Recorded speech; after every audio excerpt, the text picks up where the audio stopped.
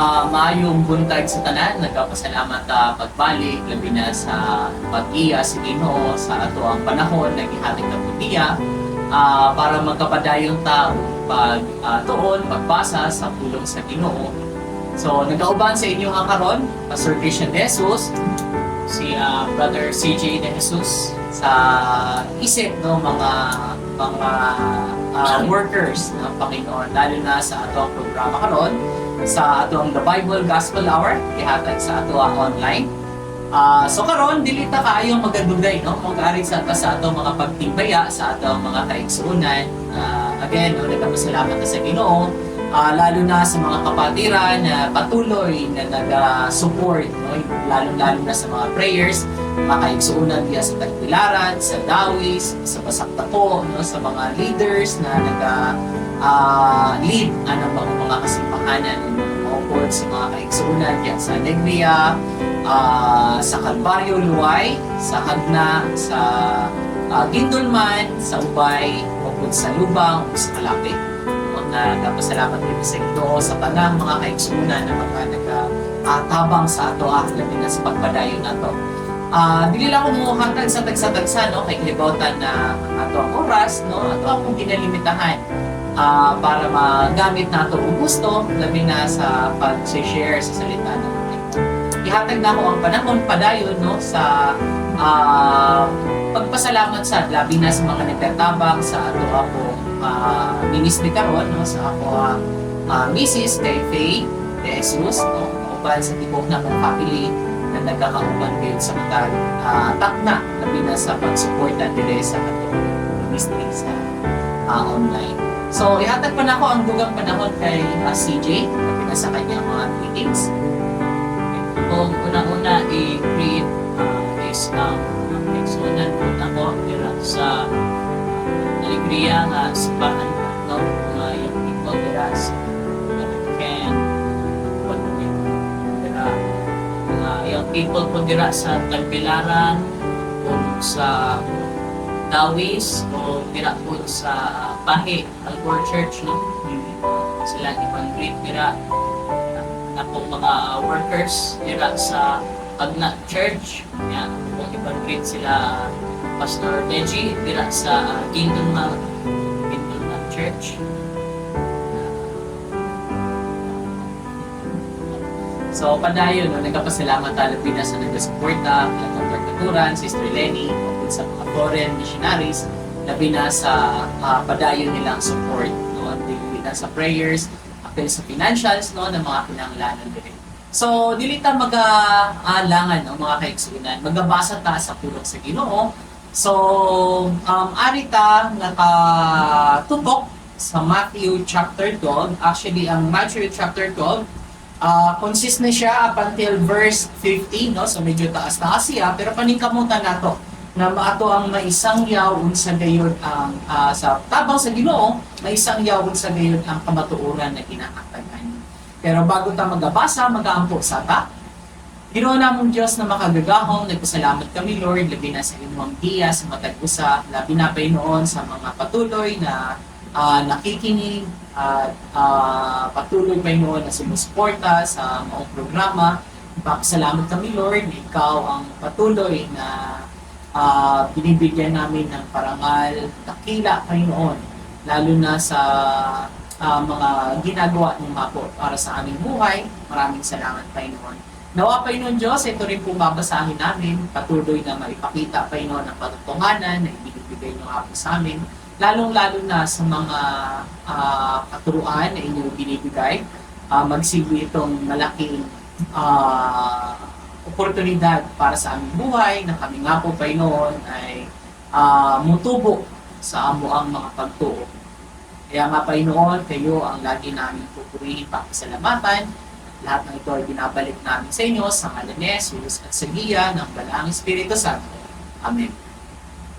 Okay, no? So basahin natin ang Matthew chapter 12. Basahin ko lang siya.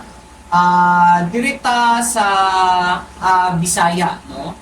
So basahin ko ang verse 1 hangtod sa verse 24. Tapos si Brother CJ ang magbabasa from verse 25 hanggang sa verse 50.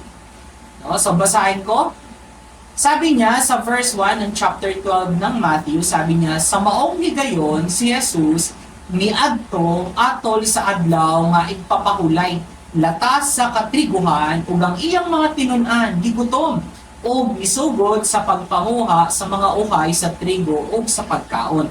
Apan sa diha nga ang mga Fariseyo nakakita niini, sila miingon ngadto kaniyang tan-awa, ang imong mga tinun-an nagbuhat ni anang dili subay sa balaod nga buhaton sa igpapahulay nga adlaw.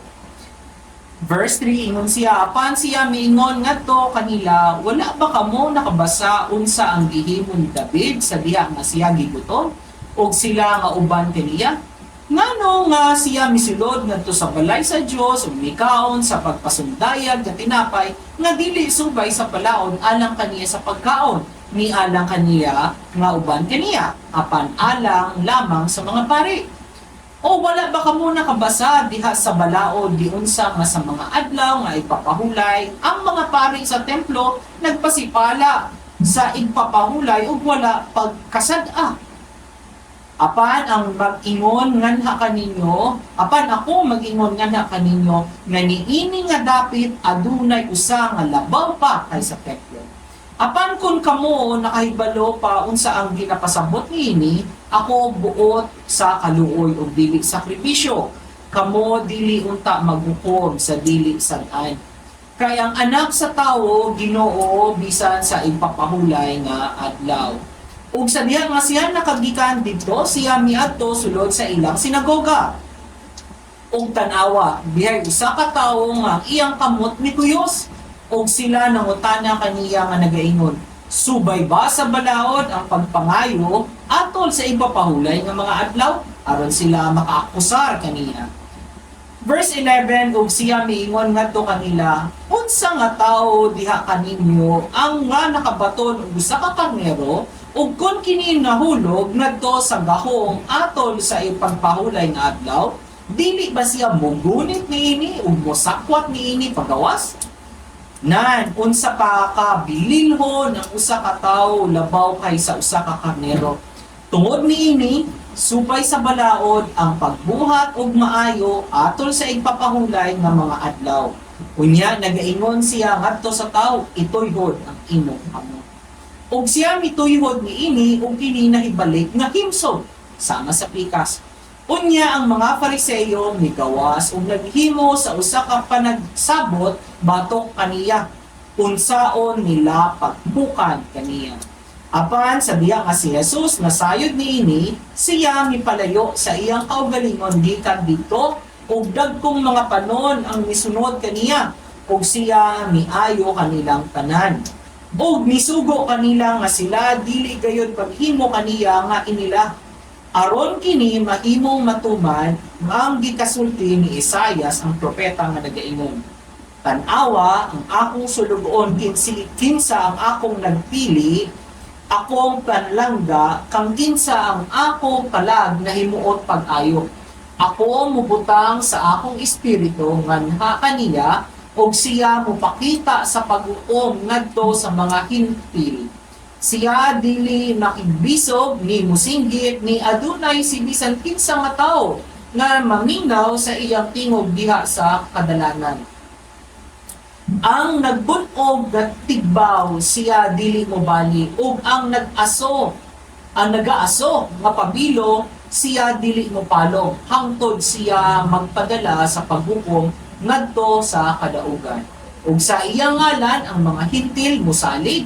Unya adunay gidala ngadto kaniya usa ka gisudlan ug usa ka yawa. Buta ug amang ug siya miayo kaniya. Nga tungod ni ana ang buta ug amang nakasulti ug nakakita. Ug ang kanang katawhan nahibulong ug moingon, dili ba kini ang anak ni David? Apan sa diha nga ang mga Fariseyo nakadungog niini sila miingon, kining tawhana wala magpagawa sa mga yawa apan piniagi ni Beelzebub ang prinsipe sa mga yawa. 25. Jesus knew their thoughts and said to them, Every kingdom divided against itself is brought to desolation, and every city or house divided against itself will not stand. If Satan casts out Satan, he is divided against himself. How then will his kingdom stand? And if I cast out demons by Beelzebub, by whom do your sons cast them out? Therefore they shall be your judges. But if I cast out demons by the Spirit of God, surely the kingdom of God has come upon you. Or how can one enter a strong man's house and plunder his goods, unless he first binds the strong man, and then he will plunder his house? He who is not with me is against me, and he who does not gather with me scatters abroad. Therefore I say to you, every sin and blasphemy will be forgiven men, but the blasphemy against the Spirit will not be forgiven men. Anyone who speaks a word against the Son of Man, it will be forgiven him. But whoever speaks against the Holy Spirit, it will not be forgiven him, either in this age or in the age to come. Either make the tree good and its fruit good, or else make the tree bad and its fruit bad. For a tree is known by its fruit. Brood of vipers, how can you, being evil, speak good things? For out of the abundance of the heart, the mouth speaks. A good man out of the good treasure of his heart brings forth good things, and an evil man out of the evil treasure brings forth evil things. But I say to you that for every idle word men may speak, they will give account of it in the day of judgment. For by your words you will be justified, and by your words you will be condemned. Then some of the scribes and Pharisees answered, saying, Teacher, we want to see a sign from you. But he answered and said to them, An evil and adulterous generation seeks after a sign, and no sign will be given to it, except the sign of the prophet Jonah. For as Jonah was 3 days and 3 nights in the belly of the great fish, so will the Son of Man be 3 days and 3 nights in the heart of the earth. The men of Nineveh will rise up in the judgment with this generation and condemn it, because they repented at the preaching of Jonah. And indeed, a greater than Jonah is here. The queen of the south will rise up in the judgment with this generation and condemn it, for she came from the ends of the earth to hear the wisdom of Solomon. And indeed, a greater than Solomon is here. When an unclean spirit goes out of a man, he goes through dry places, seeking rest, and finds none. Then he says, I will return to my house from which I came. And when he comes, he finds it empty, swept, and put in order. Then he goes and takes with him 7 other spirits more wicked than himself, and they enter and dwell there, and the last state of that man is worse than the first. So shall it also be with this wicked generation. While he was still talking to the multitudes, behold, his mother and brothers stood outside, seeking to speak with him. Then one said to him, Look, your mother and your brothers are standing outside, seeking to speak with you. But he answered and said to the one who told him, Who is my mother and who are my brothers? And he stretched out his hand towards his disciples and said, Here are my mother and my brothers. For whoever does the will of my Father in heaven is my brother and sister and mother. Okay? So, salamat sa Panginoon sa kanyang napakaganda at tunay na katotohanan na ibinibigay sa atin ngayon. So, ibigyan natin ng panahon kay Brother CJ para sa pagbigay ng kanyang mga mensahe, mga salita na pawang nagbibigay katotohanan galing sa salita ng Panginoon. Okay? CJ? Okay, so, salamat, Pastor. Ako yung una nakitaan ani itong pagbasa ko ani is ang mga Pharisees yun. Ang mga Pharisees dire, if you do not know pa, ang mga Pharisees dire are very very jealous ng Jesus ani. Kay jealous sila because si Jesus ga tudlo sa ilahang gituduan before niya. Sa may ma-feel jud nato, sa man nga reaction nato, like suppose someone gitudloan nato kunya pag ando kay ga follow man di ay siya to someone else, di ba it hurts. Pero mas worse pa ani sa mga Pharisees because it's not just one person. Nakabutang diri multitudes. So maka-imagine lang ta unsa ni kadaghan. So makita nato diri ang power jud, pure power sa jealousy. Daghan nang gipang ingon nga mga wisdom maayon pagpunta na ihatag si Jesus kanina. Unya wala gyapon sila naminang niya. Ano dire ang wisdom about sa tree known by its fruit, a house divided cannot stand, unpardonable sin, unclean spirit returns. Daghan na gipang ingon si Jesus pero wala gihapon gi-acknowledge siya sa mga Pharisees kay mao lagi ang jealousy. Lisod kayo ni kanang muranig ma-relate ni nato diri ba kinahanglan jud ta mag-careful ani sa jealousy because kita lagi nato in the end kaning mga Pharisees because of jealousy na crucified si Jesus. And they thought it was a victory pero praise God lagi giplanuhan na save ta through that. So mao ra tong ang makitaan ani pero kung naay itugan si Sir sa ingon. Okay. So, salamat sa Panginoon. Tunay no na ipinapakita sa libro ni Matthew kung ano ang estado ng Panginoong Jesus. Lagi niya ipinapakita na ang Panginoon Diyos tunay, anak siya ni David. No? Kahit nga dito sa mga sinulat, no? Yung multitudes mismo nagtanong, sabi niya na, hindi ba ito ang anak ni David? Kasi pag sinabing anak ni David, nasa harianon siya na linya. Ngayon, kung makikita natin,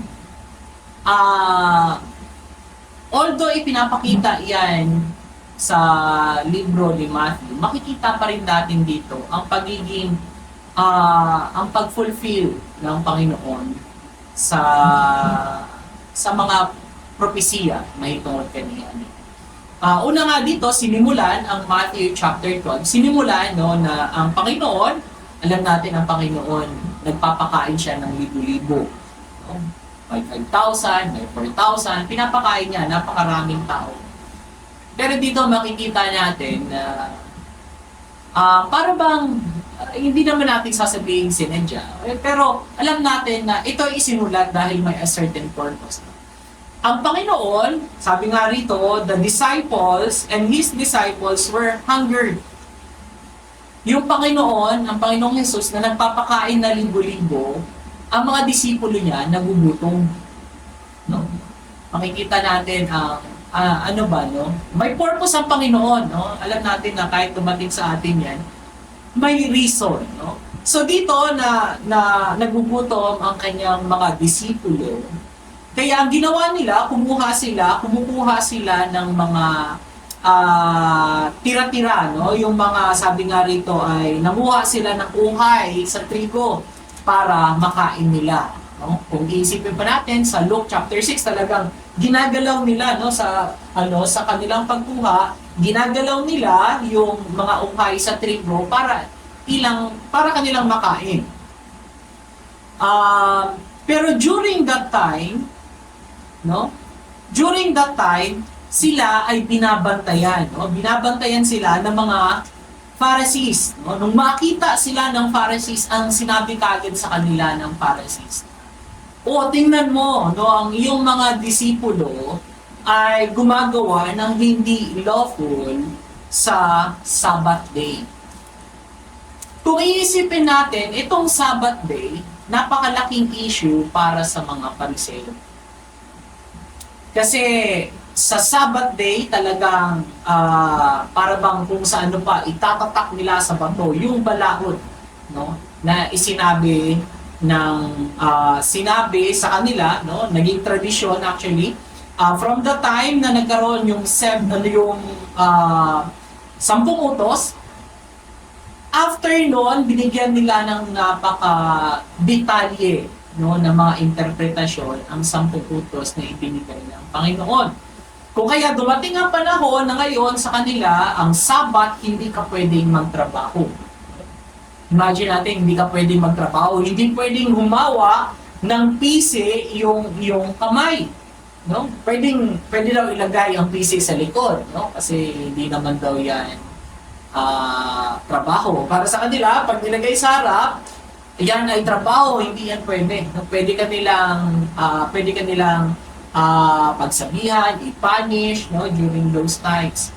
Pero ay pinapakita dito ng Panginoon, no, napakaganda. No? Kasi alam natin na ang pagdating ng Panginoong Jesus dito sa mundo, yun ay isang representative ng Panginoong Diyos. No? Kasi alam naman natin, wala talagang nakakita sa Diyos Amahan. Pero ang Panginoong Jesus, nagpunta rito sa mundo para maging representative, para makita ng tao. Kasi alam natin, sabi nga niya, ang Panginoon Diyos, no, sabi niya, ang Ama, ako at ang Ama ay iisa.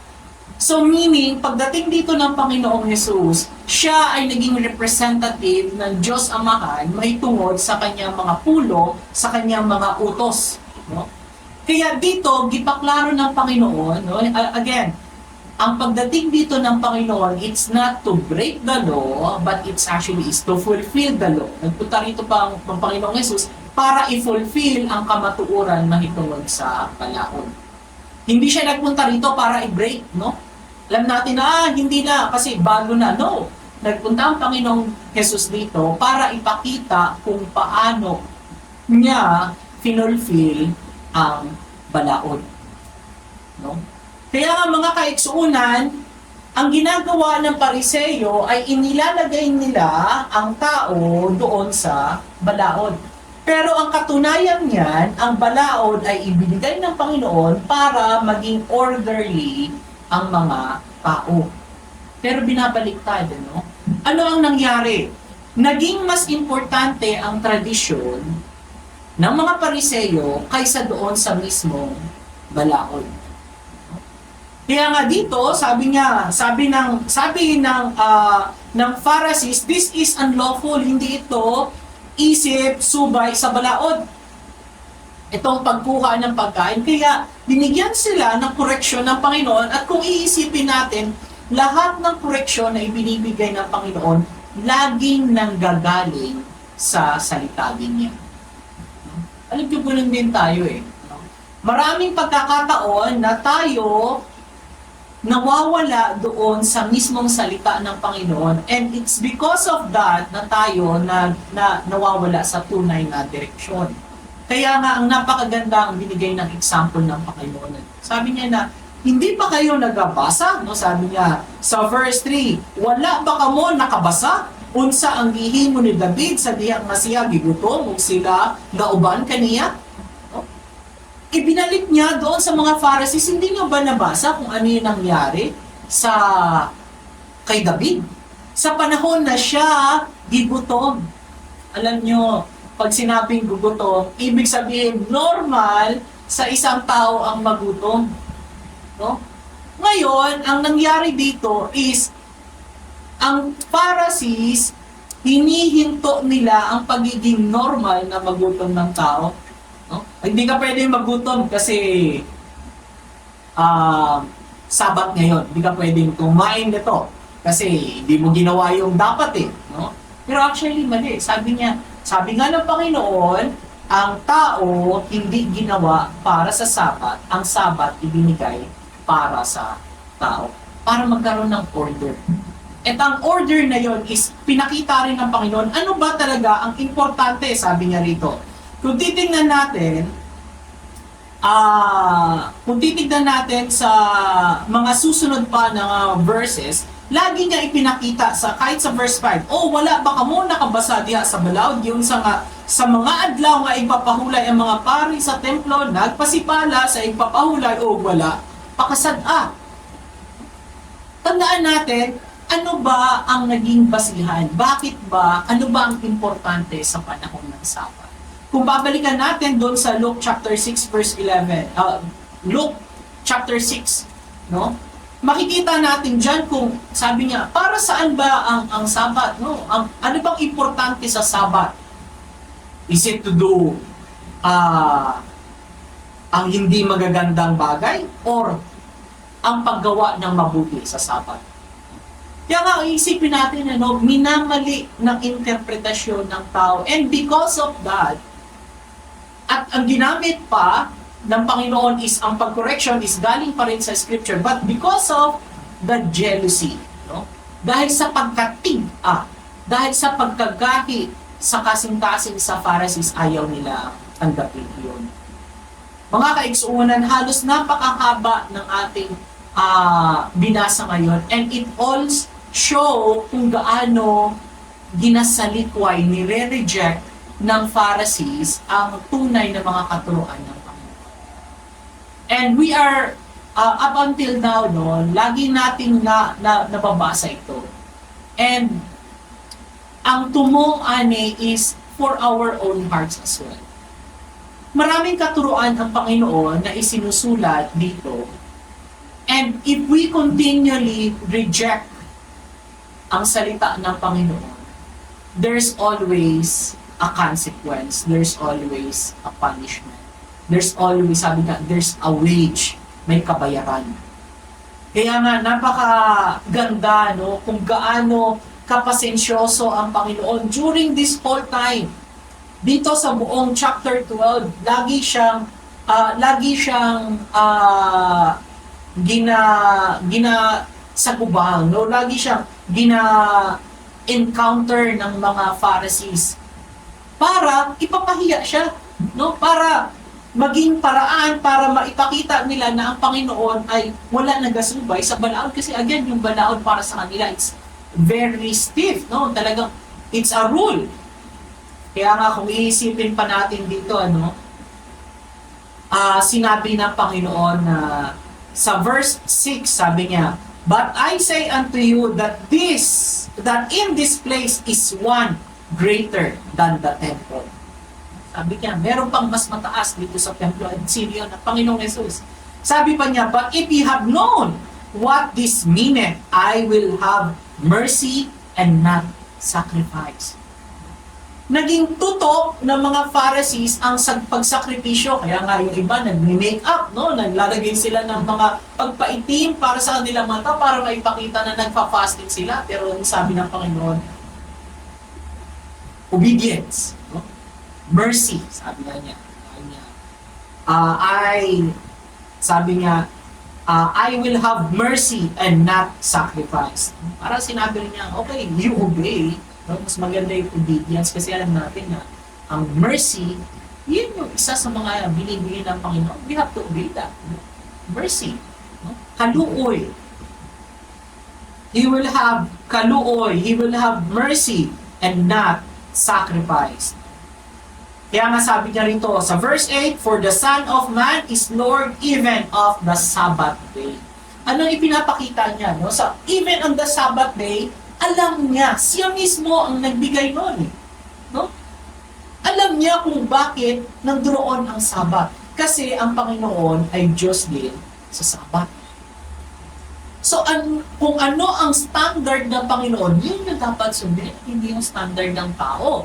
Kasi ang standard ng tao, para bang ang nangyari dito, kung iisipin natin, dumating ang panahon sa verse 11, sa verse 9, 10, ang nangyari, may dumating, pag-alis niya doon, dumating siya, pumunta siya sa synagogue, at yung mga Pharisees, nung makita nila, may nakita silang tao. Anong klaseng tao yung nakita nila? Sa verse 10, Okay, sabi niya, ang iyang kamot, withered. no? Sabihin, Nikuyos. No, siguro hindi talaga siya, hindi makagalaw yun. No? Hindi na ma-stretch kasi nga Nikuyos. During that time, nakita ng mga Pharisees ang Nikuyos, pero ang nasa isip nila is they will use this person as a test. And that is on Sabbath day. Para sa kanila, yung kapansanan ng isang tao ay isang test para sa Panginoon. Pero hindi, sabi nga ng Panginoon, I will have mercy than sacrifice. So anong ginawa ng Panginoon? Sabi niya, tinanong niya sila, sino sa inyo, no? Sabi niya, tinanong kasi, no? Ang tanong ng mga Pharisees is, subay ba sa balaod ang pagpangayo atol sa ipapahulay ng mga adlaw aron sila makaakasar? Kaniya, tingnan nyo, no? Ang purpose nila is para may ma-accuse sila. Naghahanap silang bikil sa panahon sa Sabat. No? So ngayon, kung isipin natin, sino ba talaga ang nagbe-break ng law? Yung naghahanap ng bigil? O yung nangayo? No? Di ba napakaklaro? How much stubborn ang kanilang mga puso? Ayaw nilang tanggapin. At gusto nilang masira ang Panginoon. No? Doon pa lang, on Sabbath, instead na you keep Sabbath, keep it holy. No? Remember Sabbath? Keep it holy. Sila naghahanap ng ikaakusar. No? At yung may sakit, nakikita nila isang paraan for it to become a test, a trial sa Panginoon.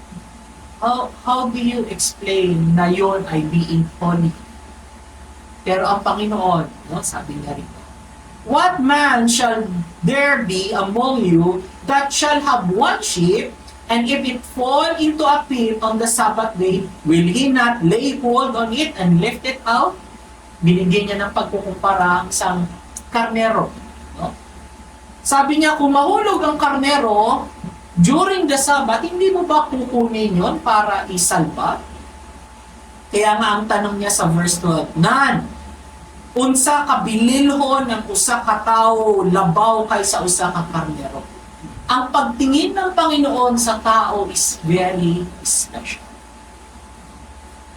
Kaya nga dito ay pinakita nato, tungod niini, sabi niya, tungod niini subay sa balaod ang pagbuhat ug maayo atol sa pagpapahulay nga mga adlaw.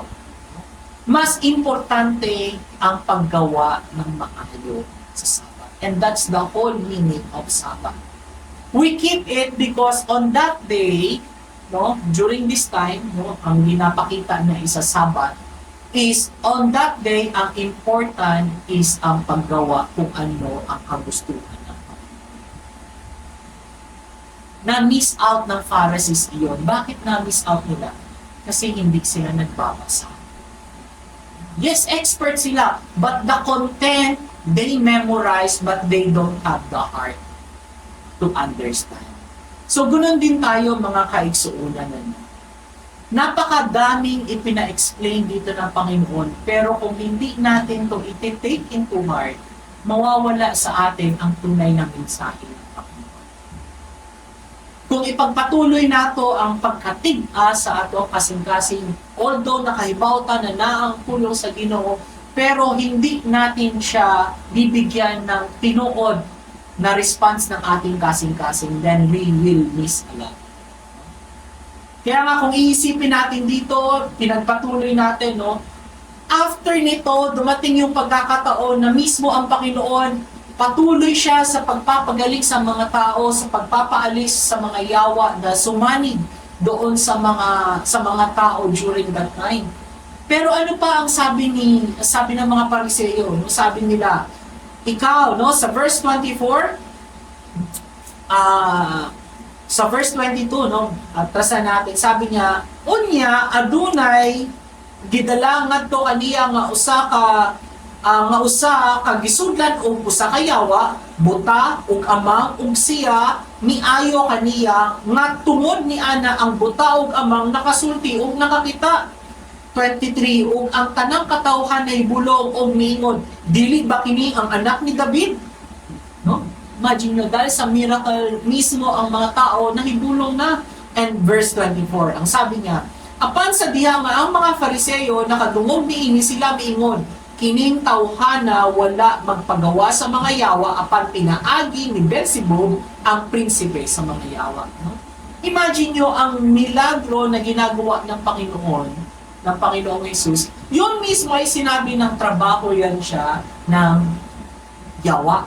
No? Yung pagpapaalis niya is through the power of the devil, by Beelzebub, the prince of the devils. Kaya nga mga kaigsuunan, imagine nyo, ang ginawa ng Panginoon, sasabihin ng mga Pharisees na, kasi talagang matigas yung kanilang mga kasing-kasing, ayaw nilang tanggapin. Nakita natin na because of the jealousy, because of the envy, sila nabutaan kung ano ang tunay na katotohanan. But again, inexplain ng Panginoon, no? Sabi niya, no, hindi pwede na pinapaalis ko ang mga yawa, pinaagi sa anak by the power ng Beelzebub, no? Bakit hindi? Kasi sabi niya, a city, no, sabi niya rito, every kingdom divided against itself is brought to desolation, and every city or house divided against itself shall not stand. And that is the truth. No? Sabi niya, dahil sa pagkatigas ng ulo, no, ng mga Pharisees, ayaw nilang pakinggan kung ano yung mga visions ng Panginoon. Sabi pa niya, 26, and if Satan cast out Satan, he is divided against himself, how shall then his kingdom stand? No? Well, alam naman talaga natin, na, well, ang Panginoon is much more powerful. Ang layo can't even be compared against Satan. Kaya nga, sabi niya, how do I cast this devil? Because of his own power. Kasi Diyos siya eh. Pero yung ginagawa niya has always been categorized ng mga Pharisees as a deceit. Makita natin kung gaano sinisira ng envy, ng jealousy, lalo na ng mga kasakiman, ang puso ng mga tao, mga Pariseo during this time. So mga kaigsuunan, alam natin na ang layo, ang daming nawala, mga opportunities, itong mga nagasubay sa balaod dahil sa hindi sila nakikinig sa salita. Kaya nga, pinaalalahanan sila ng Panginoon. Kung titignan natin dito sa verse 31, sabi niya sa verse 31, wherefore, I say unto you, all manners of sin and blasphemy shall be forgiven unto men, but the blasphemy against the Holy Ghost shall not be forgiven unto men.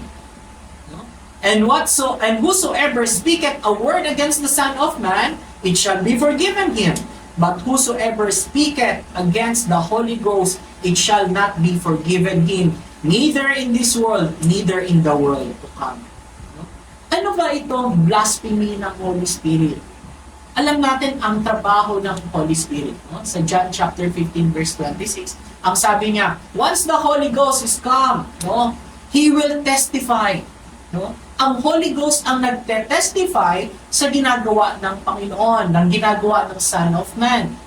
Pero kung hanggang ngayon, hindi natin papaunlakan ang testimony na binibigay ng Holy Spirit, then darating ang panahon and it will be too late.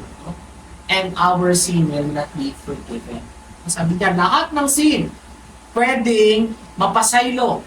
Except, sabi niya, but the blasphemy against the Holy Ghost shall not be forgiven unto men.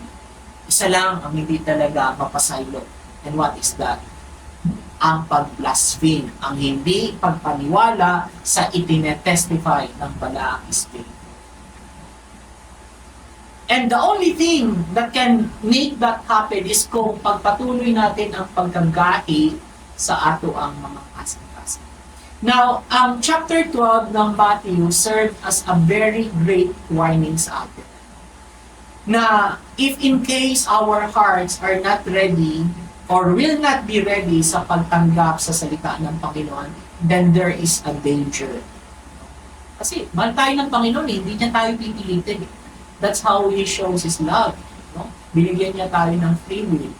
Pero kung that free will also convince our heart to not accept the Lord, kung paano siya nagmahal sa atin, kung yung kanyang pagmamahal hanggang ngayon ayaw nating tanggapin, we just know it but we don't believe it, no? Then there is a danger. Kasi ang nagko-convince sa atin is ang balaang espiritu. Mga kaigsunan, we do not want that to happen. Hindi yan ang kagustuhan ng Panginoon. Ang kagustuhan ng Panginoon ay lahat maligtas, lahat makasama niya. Pero kung hindi natin bubuksan ang ating mga puso kaparehas ng dito sa Pharisees, alam natin na kung ano ang kakahinatnan. Kahit na dito during this time nagkasama-sama ang mga Pharisees, no, they still became defeated and Christ still became an overcomer, conqueror. Siya pa rin ang tunay na magiging panalo. Para bang sa buong Bible, no? Sa buong Bible makikita natin na dito ang lahat ng kamatuoran from the beginning up until the end. Makikita natin kung paano naging victorious ang Panginoon. So, alam natin na kahit tayo, tanggapin man natin ang Panginoon natin, hindi magbabago ang ending. Victorious pa rin ang Panginoon. But the question is, would you like ourselves to be with Him? Kasi He's victorious eh. And why is He victorious? Because sa Kanyang pagmamahal. Lahat, sa simula pa lang, ipinakita niya na kung gaano ang Panginoon ang magsasalba sa mga tao na nagkasala. Kung hindi natin tatanggapin yon, then sabi na, kung titignan natin dito sa verse 41 hanggang sa verse 45, ipinapakita dito kung paano ikokondena ng maraming tao na tumanggap sa Panginoon yung mga taong hindi tumanggap sa Panginoon.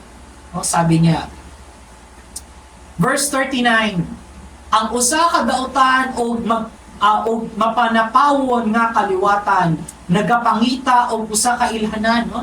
Gusto nila yung something na nakikita, hindi yung pinapaniwalaan, no? Again, faith is the substance of things hoped for, the evidence of things not seen, hindi nakikita. Pero ang hinahanap dito, no, during sa time na ang mga scribes nag-ask, sabi niya, bigyan mo kami ng sign. Sabi niya, no, hindi ko kayo bibigyan, no? Sabi niya, o walay ilhanan nga igahatag niini, gawa sa ilhanan ni Propeta Jonas. Kasi again, Propeta Jonas, nasa scripture, it's already, the whole scripture is complete. Hindi na kailangan dagdagan ito. From the start to beginning, kompleto na ito. Sa end, makikita natin kung paano ka-victorious ang Panginoon. Ang sabi niya rito, no? Verse 40, kay maingon nga si Jonas, tulo ka adlaw o tulo ka gabi, sulod sa tiyan sa baliena, mauman ang anak sa tao, tulo ka adlaw o tulo ka gabi, diha sa kahiladman sa yuta. No? It already prophesied yung kanyang kamatayan. After 3 days, He was resurrected. And that's not proof. No? Sabi nga niya rito, ang mga tao, sa verse 41, ang mga tao sa Nineveh, mubangon diha sa paghukom uban miini nga kaliwatan ug muhukom sa pagsilot miini tungod kay sila wala naghinulsol sa pagwali ni Jonas ug tan-awa ang usa ka labaw pa ni Jonas ani abinti. No? Kita natin yun mga kaigsuunan na sabi niya even yung mga naligtas doon sa Nineveh mubarog para sa paghukom sa mga matitigas ang ulo. No? Mga kaigsuunan talaga. No?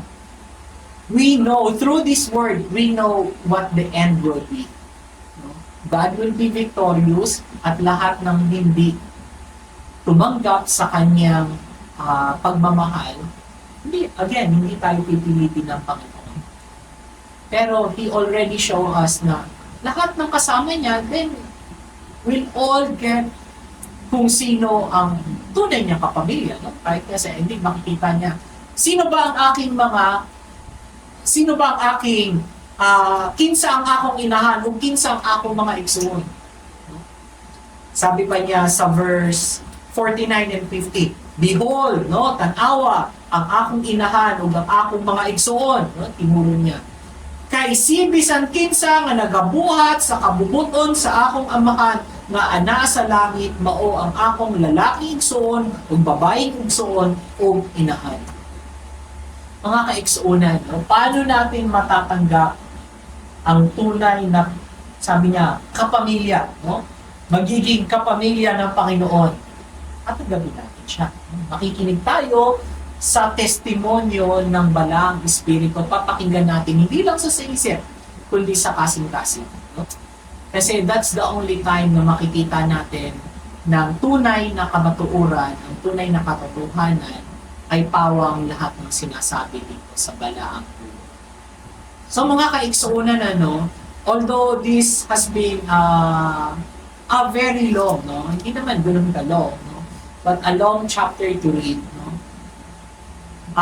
kami, nag-encourage na basahin natin at makikita natin kung gaano kapasensyoso ang Panginoon para ipasabi sa atin, na may panahon pa at hindi natin ito dapat sayangin. So, napakabait ng Panginoon, mapagmahal ng Panginoon, binigyan pa niya tayo ng pagkakataon makarinig ng salita ng Panginoon para ang ating mga puso ng mga gaki, matig-a, pinaagi sa Balang Espiritu, kita mahimong balungo ug atong dawaton ang kamatuoran na ang Panginoong Yesus mas labaw pa ni Jonah, mas labaw pa ni Solomon, mas labaw pa sa templo, mas labaw pa siya sa kanan. The name above every name. At yon ang nagbibigay sa atin ng promise, na magiging kasama niya tayo. As long as, sabi nga niya rito, Whosoever shall do the will of my Father which is in heaven, the same is my brother and my sister and mother. Doon tayo sa kabubuton ng Panginoon. Anong kabubuton ng Panginoon? Ang Panginoon Diyos, according nga sa John 3:16, gayon na lamang ang pagmamahal ng Diyos sa sanlibutan, ibinigay niya ang kanyang bugtong na anak para kung sino man ang sumampalataya sa kanya, hindi malaglag at magkaroon ng buhay na wala kapag-isa. Mga kaigsuunan, nandoon ang tunay na kabubuton ng Panginoon. Hindi na tayo dapat matigas sa ating mga sarili, mapuno ng envy, ng pride. Ayaw nating bitawan, Ayaw nating bitawan yung trono sa ating kasing-kasing, Ganun yung nangyari sa mga Pharisees. Ayaw nila, gusto nila sila ang una. Pero tunay hindi tayo Lahat ng ito ay hiram lang.